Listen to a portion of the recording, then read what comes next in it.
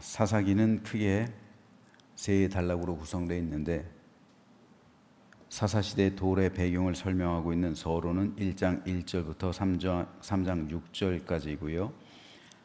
이스라엘의 거듭된 범죄와 사사들의 활약을 통한 구원의 순환사를 다루고 있는 본론 부분은 3장 7절부터 16장까지입니다. 그리고 오늘 우리가 읽은 17장부터 마지막 21장까지 5장은 사사기의 종결 부분인데 여기서는 사사시대의 타락의 실상을 두 가지의 에피소드로 고발하고 있습니다. 사사시대의 타락상을 고발하는 두 가지 에피소드는 17장에서 18장에 기록된 미가의 신상 제작 사건, 이것은 종교적인 타락에 대해서 다루고 있고요. 그리고 19장에서 21장은 레위인의 첩 겁탈 사건, 이것은 도덕적 타락에 대해서 다루고 있습니다. 오늘 우리는 이 가운데서 사사시대의 타락상을 고발하는 첫 번째 에피소드의 전반부인 17장을 읽었는데요. 17장은 크게 두 문단으로 나눌 수가 있습니다. 6절까지는 미가의 신상 제작 경위와 신상 숭배를, 17절에서 13절은 미가의 제사장이 된 한 레위지파 출신 소년의 등장에 대해서 기록하고 있습니다. 자, 이 에피소드는 미가란 사람이 그의 모친의 돈을 훔친 데에서 시작합니다. 미가가 훔친 돈은 은 1100세겔이었어요. 어저께 들릴라가 삼손의 힘의 원천을 알아서 블레셋 방백들에게 말해주는 대가로 받는 돈이 은 1100세겔이죠. 그런데 블레셋 방백들은 우리 족속대로 각각 주겠다고 했으니까 5족속이니까 5500세겔이 어마어마한 돈이니까 이 들릴라가 안 넘어가고는 배길 수가 없어요. 왜냐하면 은 1100세겔은 엄청난 가치를 가진 돈이에요. 오늘 우리가 읽은 17장에는 이 레위 사람이 제사장이 되는 장면이 나오잖아요. 거기서 이 사람이 받기로 한 연봉이 얼마입니까? 은 10개, 10세겔이에요. 10세겔. 10세겔이 한 사람을 제사장으로 고용하는 대가로서 주는 연봉이에요. 1년치 이 월급이요. 1년치 연봉이란 말입니다. 연봉이 10세겔. 근데 1100세겔은요. 110년치 연봉이에요. 110년치 연봉. 엄청난 거예요. 오늘 우리나라 기준으로 보면 연봉이 5천이다 하면 55억이에요. 55억.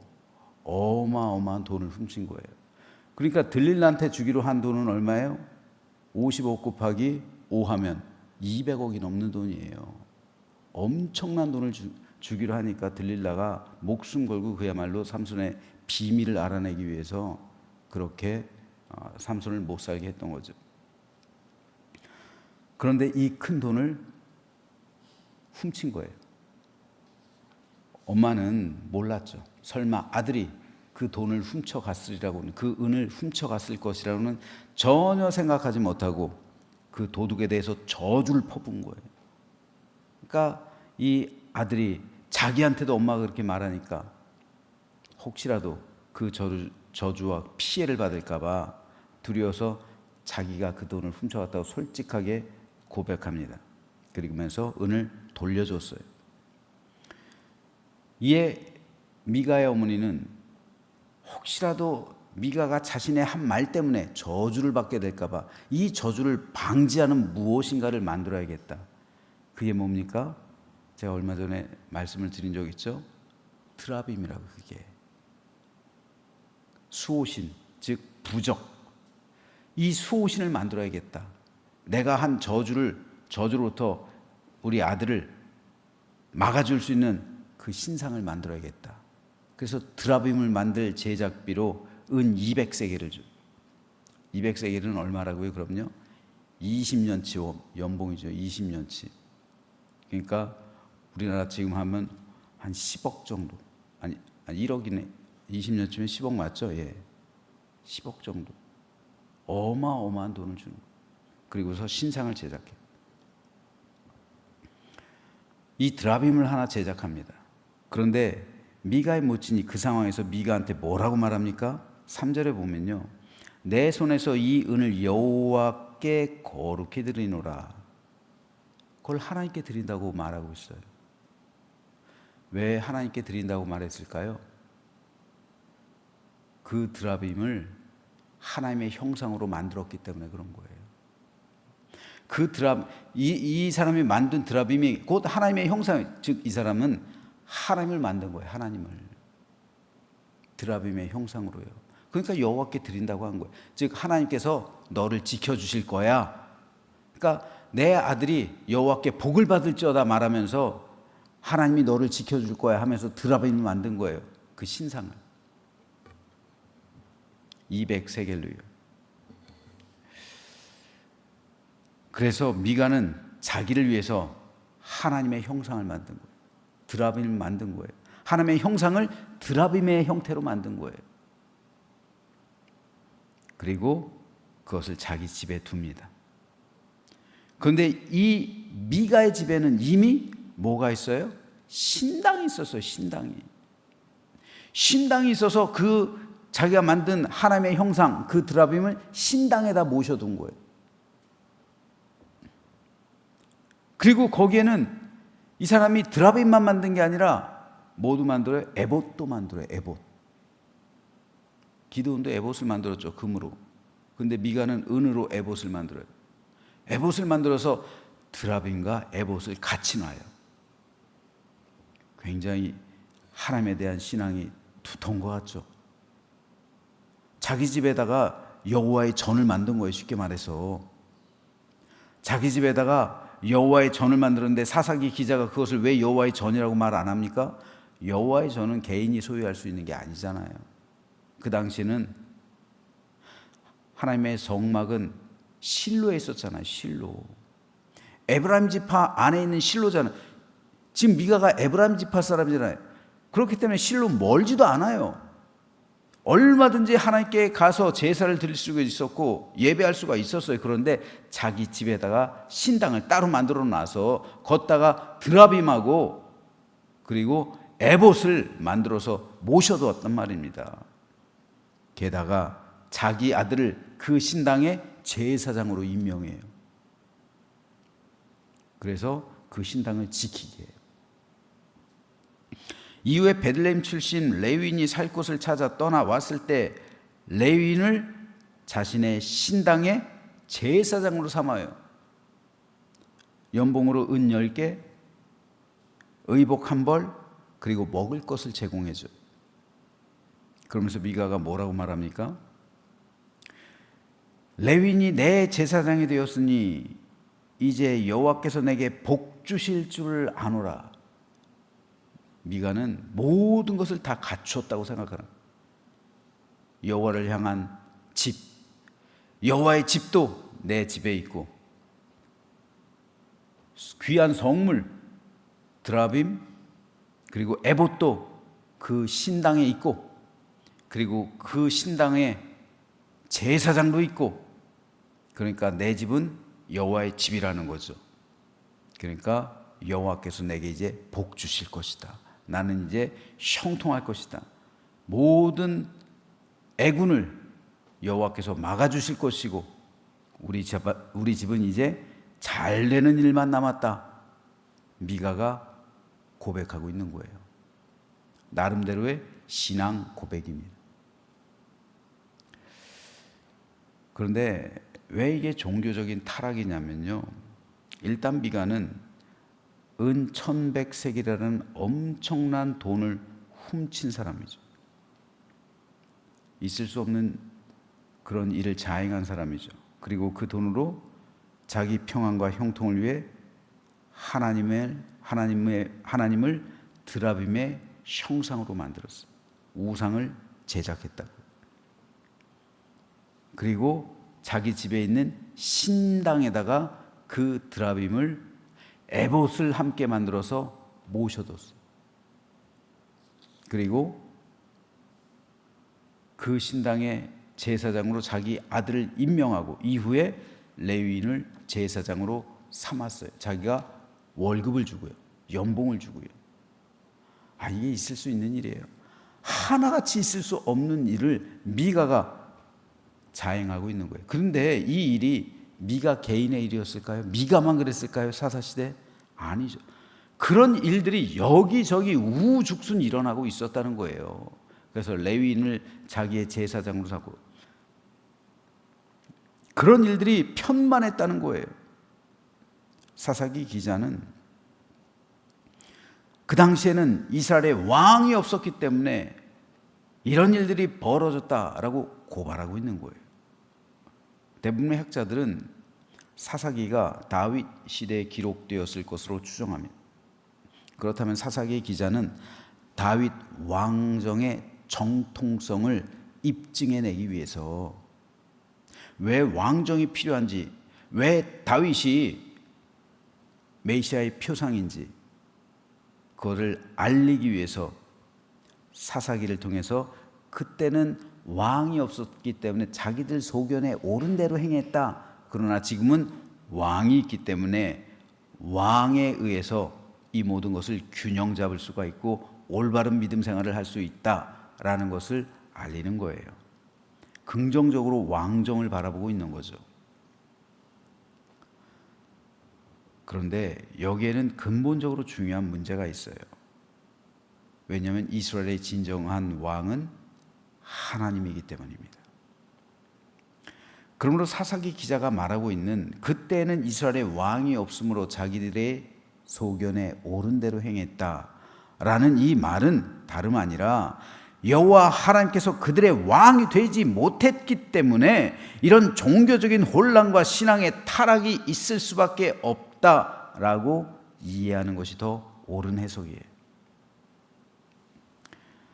하나님에 대해서 알지 못하고 무엇이 바른 신앙인지 어떻게 믿음을 갖는 것인지 옳은지를 판단하지 못했던 거예요. 왜요? 사사기의 실패는 결국 교육의 실패예요. 레위인들의 사명이 뭡니까? 레위인들의 사명은 교육에 있어요. 제사장들의 역할은 주로 의식이에요. 이 의식을 집전하는 거예요, 제사를. 하지만 레위인들은 각 성읍에 퍼져 살잖아요.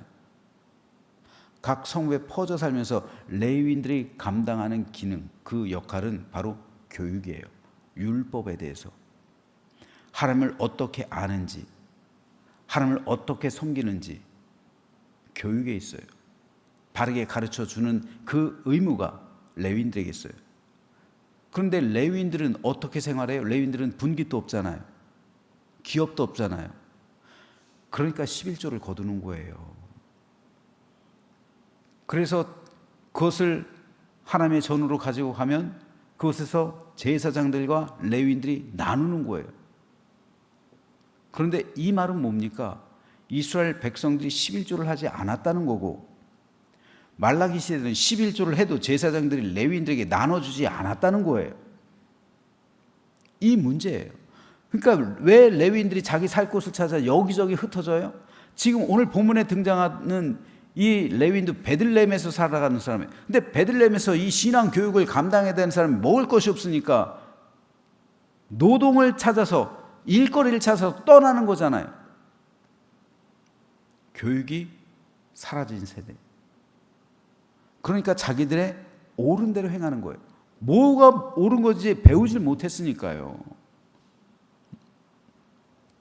하나님에 대해서 알지 못하고 무엇이 바른 신앙인지, 어떻게 믿음 생활을 하는 것이 옳은 건지 배우질 못했기 때문에 사사 시대의 사람들은 자기 생각에 옳은 대로, 내 생각에 편리한 대로 이래도 된다고 생각하고 믿었던 거예요.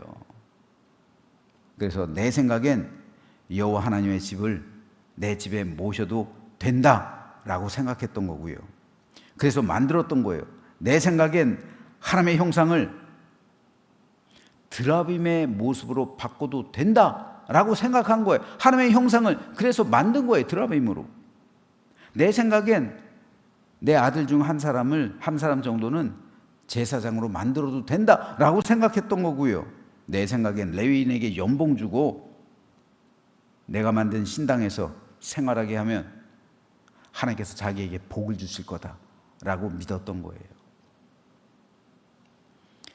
하나님을 믿는 것보다 더 중요한 것이 하나님을 올바로 아는 거예요. 좋은 믿음은요, 하나님에 대한 바른 알에서 시작이 되는 거예요. 하나님에 대해서 바로 이해하지 않는데 좋은 믿음이 나올 수가 없는 거예요. 우리 믿음의 토대는 하나님에 대해서 제대로 아는 거예요. 올바로 아는 것이 우리 믿음의 토대, 거기 위에 믿음이 건축돼야 되는 거예요. 하나님에 대해서 제대로 알지 못하고 이해하지 못하고 그런 상황에서 믿음을 토대해 가면, 믿음의 토대를 세워져 가면 그 믿음은 버림받은 믿음이 될 수가 있어요. 좋은 교회의 기준은 그렇기 때문에 하나님을 올바로 알게 해주는 교회예요. 하나님을 올바로 알지 못하면 하나님을 믿어도 잘못 믿기 때문에 그래요. 그 믿음, 맹목적인 믿음이 될 수밖에 없어요. 하나님을 올바로 알지 못하다면 그 믿음 역시 바르지 못할 것은 자명한 겁니다. 그렇기 때문에 좋은 교회의 기준은 하나님을 올바로 알게 해주는 교회, 이것이 좋은 교회의 기준입니다. 믿음 생활이 무엇인지, 어떻게 믿어야 참되고 바르게 믿는 것인지, 어떻게 내 영혼이 이 세상 살면서 하나님의 뜻대로 살아갈 수 있는지, 그래서 결국 하나님 나라에 이르게 되는지를 바르게 가르쳐 주어야 성도의 영혼이 구원에 이르게 되죠. 그렇지 않고 무조건 믿으라고 이해되지 않는 거, 맹목적인 신앙을 강요하면 하나님께서 내 삶의 왕이 되는 게 아니라 미가처럼 믿음의 목적이 내 형통이 되는 것이고 하나님을 우상으로 섬기는 것이고 잘못된 믿음을 갖게 되는 겁니다. 하나님께서 그런 믿음을 원하실까요? 그렇지 않을 겁니다. 사진을 하나 보겠어요. 자, 이 말뚝이 뭐 같아요? 이 말뚝이요? 골프장에 가면은 표시해 놓은 거예요. 하얀 말뚝으로. 골프장에 가면요, 이렇게 표시를 하는데 이게 바로 오비를 나타내는 그 말뚝이에요. 골프 용어 가운데 오비라고 있어요. out of bounds라고요. 즉 경계선 바깥이다라는 거죠. 저기 위쪽에 이제 사람들이 골프를 치죠. 근데 저쪽 사람들이 공을 힘차게 휘두르는데 이 흰색 말뚝 안쪽으로, 오른쪽으로 나왔다면 이게 오비예요. 아무리 멀리, 골프에서 공을 멀리 보내는 거 굉장히 중요하거든요. 장타자가 그래서 항상 골프는 유리해요. 왜냐하면 멀리 가니까 타수를 줄일 수 있기 때문에. 근데 아무리 멀리 쳐도 이 경계선을 벗어나면 오비. 그래서 벌타가 주어지는 거예요. 2벌타가 주어져요. 멀리 가는 게 좋기는 한데 공이 이 오비 지역으로 가면 그거는 안 되는 거예요. 하나님께서 여호수아에게 맨 처음 1장에 보면 좌로나 우로나 치우치지 말라. 그래야만 네가 어디로 가든 형통할 것이다. 그게 바로 이거예요. 이 골프로 예를 들면은 좌로나, 이게 여기만 있는 게 아니라 또 반대쪽에도 있죠. 좌로나 우로나 치우치지 않는 것. 이 경계선을 벗어나지 않는 것. 이 경계선을 바로 알아야죠. 그래야 이 경계선 안에서 참된 평안과 형통의 삶을 누리는 것. 하나님께서 여호수아에게 말한 것처럼 좌로나 우로나 치우치지 말라. 그리하면 내가 어디로 가든 형통할 것이다. 교회 생활하면서 충성하고 봉사하고 헌금하고 헌신하고 섬기고 열정적으로 전도하며, 그리고 기도하고, 그리고 열심으로 하나님의 교회를 위해서, 성도를 위해서 충성한다 할지라도 이 경계선을 벗어나 버리면 그것은 버림받은 믿음이 될 수 있어요. 헛된 섬김이 될 수 있는 겁니다. 뭡니까? 이 경계선에 대해서 하나님을 바로 알아야 된다는 거예요. 바른 믿음이 내 신앙의 토대가 형성되고 세워져야 이때 하나님의 영광이 되고 기쁨이 되는 믿음이 되는 것이고요. 그 삶 가운데 하나님의 나라가 임하는 것이고요.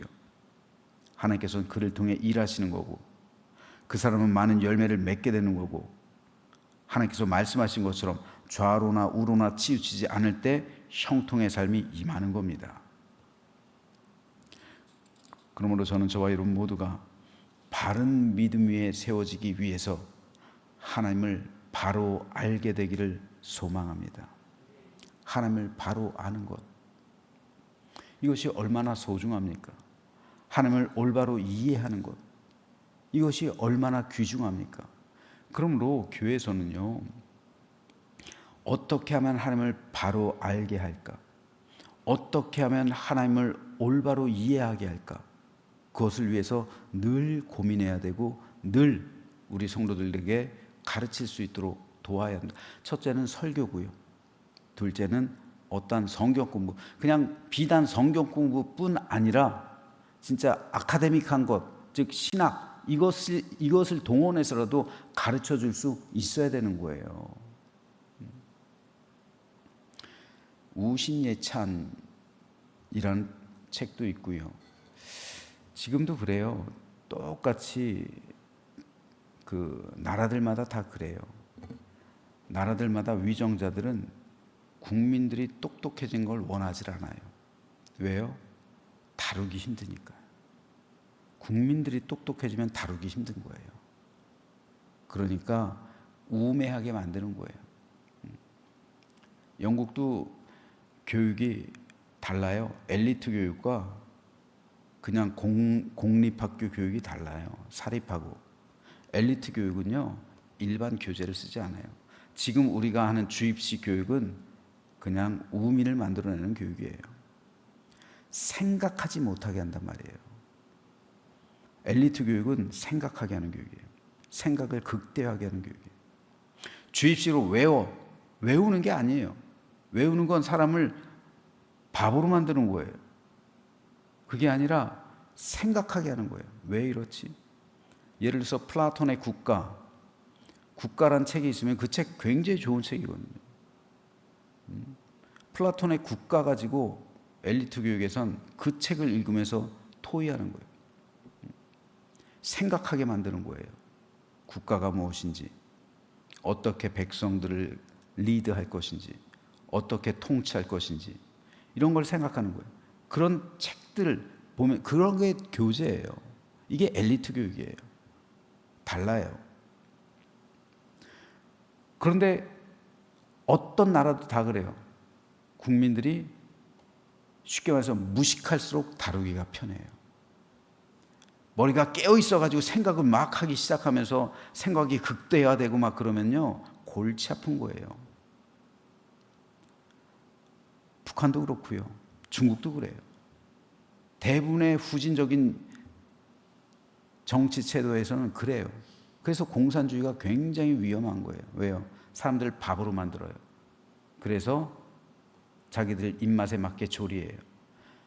위정자 입장에서는 백성이 무식할수록 좋은 거예요. 그냥 열심히 일해가지고 세금만 바치고 그러는 거죠. 그런데 여러분, 이게 교회에서도 있을 수 있어요. 교회에서도요. 그냥 뭐 그렇게 알라고 그래. 그냥 말하는 대로 믿어. 그냥 말하는 대로 믿고 그냥 열심히 헌금이나 해.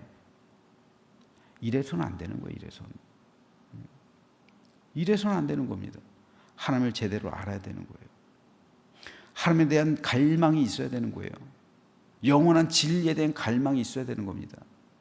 구원받은 게 끝이 아니라 구원은 우리의 시작이에요. 그렇기 때문에 저는 저와 여러분 그리고 우리 교회가 이런 진리의 터전이 되기를 소망합니다. 그래서 하나님을 바로 알아야죠. 하나님을 바로 아는 믿음에 세워져야 그 믿음이 단단하고 영으로지는 것이고 그 믿음을 통해서 하나님의 나라가 확장되는 거예요. 그 믿음을 통해서 하나님께서 일하시는 거예요.